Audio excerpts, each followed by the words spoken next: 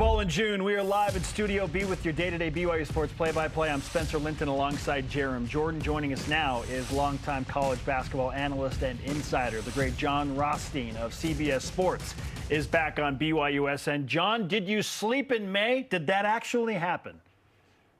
I would say I took a couple of naps, but as you guys know, everything is moving so fast in college basketball. But as we were discussing off the air, once you get a little bit further away from the season, things quiet down a little bit. So you can definitely have, equal time there to catch up on plenty of 80s and 90s movies. Hey, there's always time for that. I love that. That's in our repertoire as well.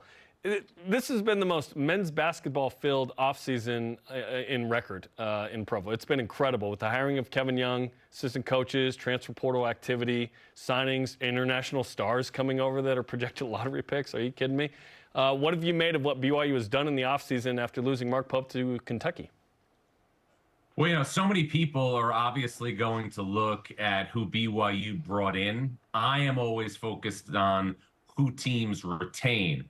Retaining Dallin Hall, retaining Richie Saunders, retaining Fus Traore. Those are three players who were integral parts of a team that earned a 6th seed in the NCAA tournament. And in this landscape where there is so much turnover, the main thing people need to focus on when they're evaluating teams for the upcoming year is this. Retention is what garners attention. Jon Rothstein on BYU Sports Nation. You have BYU at number 36. Certainly because of some of those the players that have been pulled back by Kevin Young and they have been able to retain. So what's the ceiling for BYU, John? If they add a certain key piece here or there still in the transfer portal, like how high could they climb in your power rankings? Because 36 is pretty good right now. 36 is pretty good. That puts BYU in a situation where when I'm envisioning what this team could be for next season and their capabilities, I'm seeing a team that could be in an 8-9 game in the NCAA tournament. I don't think there's any doubt that that's within BYU's reach.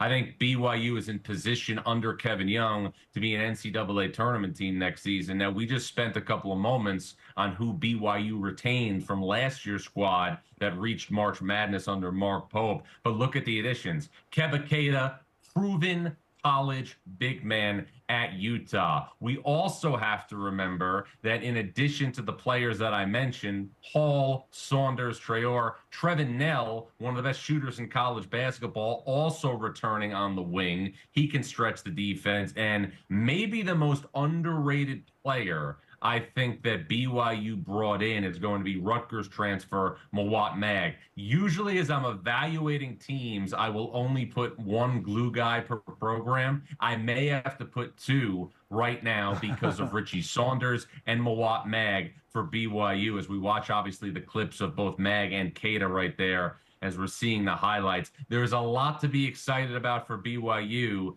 and I know there's obviously going to be even more excitement when we talk about the foreign prospect, Yegor Demin, who came in from Real Madrid. But I also want to caution BYU fans right now, after watching what happened last season at both Xavier and UCLA, I would give the attention to the transitional period that's going to take for foreign prospects, because both Xavier and UCLA a year ago put a lot of stock in their international recruiting, and most of those players are not in those two respective programs right now. I know we're also in a time right now, guys, on social media where because maybe 80 to 85% of most recruiting is being done through the transfer portal, there seems to be consensus that every player who commits to any program is automatically going to be a great get and a productive player. Remember, we are just seeing the volume now in April and May that we used to see in September, October, and November when recruiting was done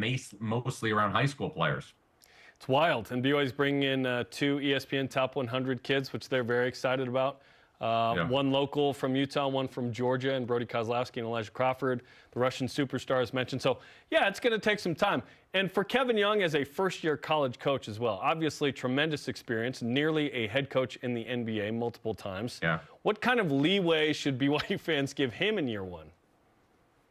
Well, look, there's going to be an adjustment to college basketball, and there's going to be an adjustment to the Big 12. Now, Kevin Young coached in the NBA, was obviously highly successful as an assistant coach, but he's coming to a program right now where there's an expectation to be in the NCAA tournament. He's coming into a program right now where the head coach who preceded him is now the head coach at the University of Kentucky. And look, a year ago, we talked about what it was going to be like for BYU to transition from the West Coast Conference to the Big 12. And we knew that really the stature of BYU basketball would be augmented to a completely different level. And to Mark Pope's credit, he was able in his first year to take a team that didn't make the NCAA tournament in the West Coast Conference to a 6th seed in the NCAA tournament in the Big 12. And guys, I think when you look at the Big 12 next season, oh man, I think there is a real chance where we could have multiple #1 seeds in the NCAA tournament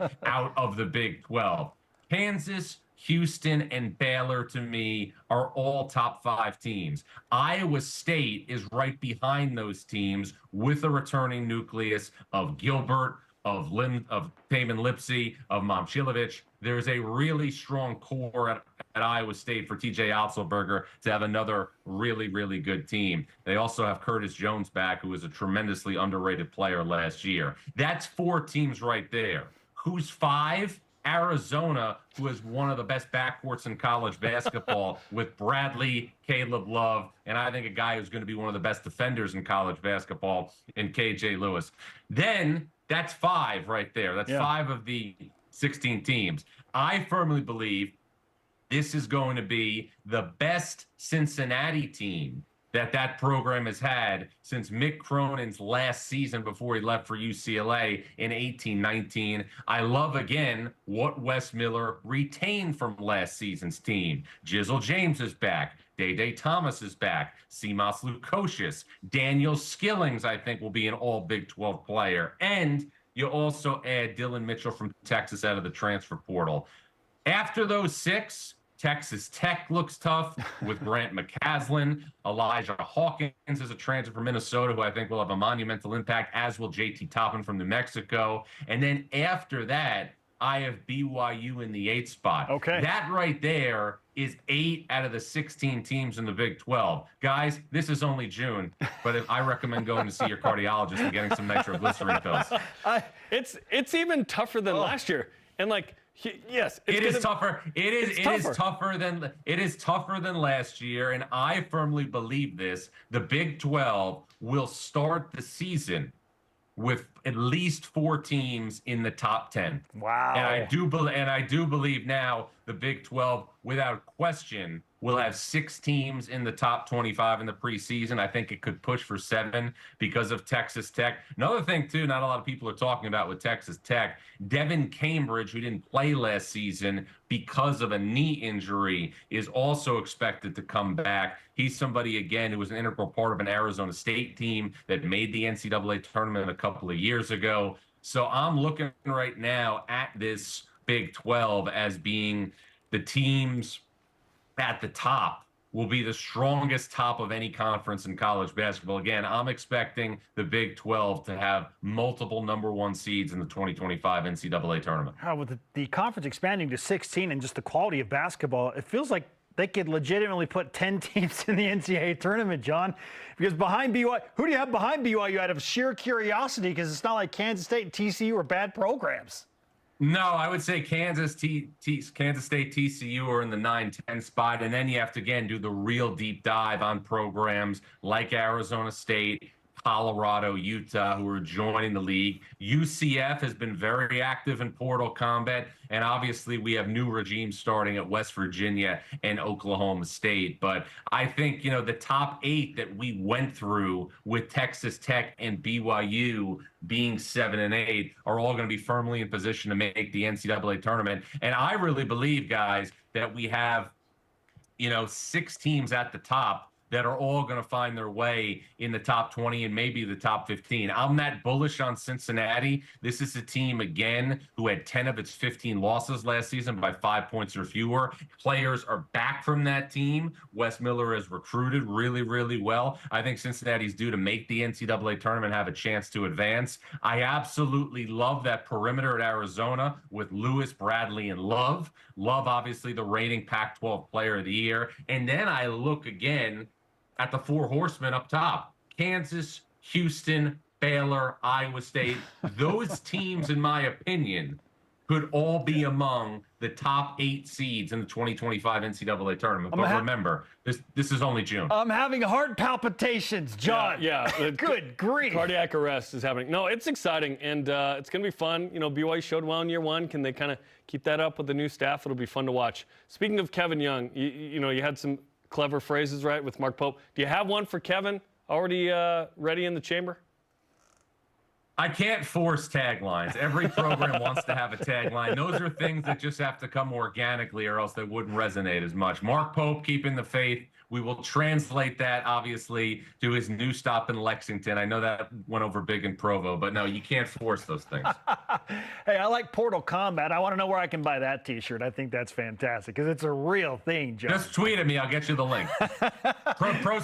Proceeds go to charity. We want to be mentions here in this operation.